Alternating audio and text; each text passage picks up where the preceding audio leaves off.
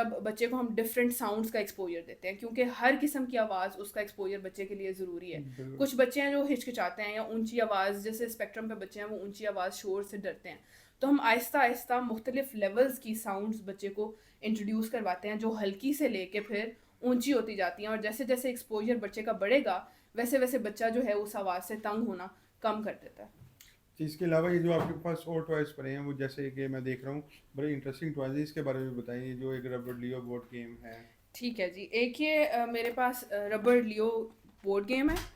ये बेसिकली बच्चे की विजुअल और आई हैंड कोऑर्डिनेशन पे बहुत अच्छा काम किया जा सकता है इसके ज़रिए। ये बेसिकली एक बोर्ड है जिस पे नेल्स लगे हुए हैं, और इसके साथ वी हैव दीज कार्ड्स। ये कार्ड्स जो हैं इन पे डिफरेंट पैटर्न्स बने हुए हैं। बच्चा पैटर्न्स बना के अपनी क्रिएटिविटी को बहुत ज़्यादा इन्हांस करता है। तो ये पैटर्न्स जो है ना, हर कार्ड पे एक डिफरेंट पैटर्न है, इसके साथ डिफरेंट हमारे पास रबर बैंड्स हैं। तो रबर बैंड्स के कलर्स डिफरेंट है, और उन डिफरेंट कलर्स का इस सॉरी उन डिफरेंट कलर्स का इन कार्ड्स पे एक पैटर्न बना हुआ है। So what we do is हम बच्चे को प्रेजेंट करते हैं इस बोर्ड के साथ, और साथ हम बच्चे को एक कार्ड दे देते हैं, और हम बच्चे को कहते हैं that you have to make this very pattern. फिर हम वो कार्ड चेंज करके जब बच्चा वो बना लेता है, तो सिंपल से लेके, जैसे चैलेंज 1 है तो सबसे आसान जो है ना वो विजुअल प्रॉम्प्ट जो है वो सबसे आसान इस पे है।